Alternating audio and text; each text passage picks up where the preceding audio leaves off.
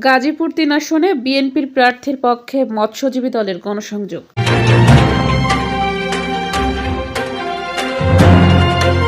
আসসালামু আলাইকুম দর্শক, সকলকে আমন্ত্রণ জানাচ্ছি বিবিআর নিউজে।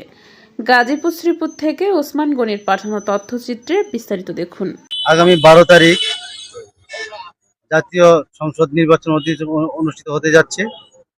এই নির্বাচনে বিএনপি মনোনীত প্রার্থী আমাদের প্রিয় নেতা অধ্যাপক ডাক্তার এস.এম.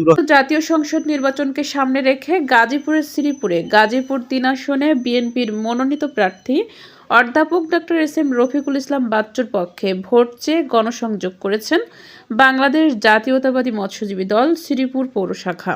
রবিবার বিকেলে শ্রীপুর চৌরাস্তা, শ্রীপুর বাজার ও টেংরা রাস্তার মোড়ে এই গণসংযোগ অনুষ্ঠিত হয়। গণসংযোগকালে নেতাকর্মীরা সাধারণ মানুষের মাঝে লিফলেট বিতরণ করেন এবং বিএনপির প্রার্থীর পক্ষে ভোট প্রার্থনা করেন।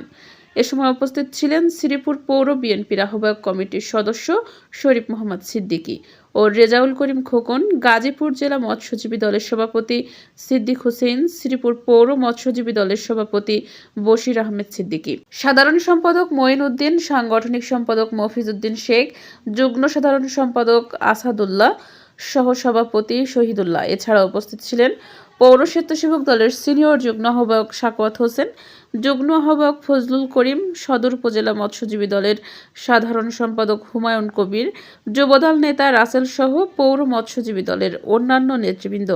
গণসংযোগকালে বক্তারা বলেন, অধ্যাপক ডক্টর এস.এম. রফিকুল ইসলাম বাচ্চু একজন সৎ, যোগ্য, জনবান্ধব নেতা। তাকে সংসদ সদস্য হিসেবে নির্বাচিত করতে পারলে গাজীপুর ৩ আসনে মানুষের ন্যায্য অধিকার নিশ্চিত হবে বলে তারা আশাবাদ ব্যক্ত করেন।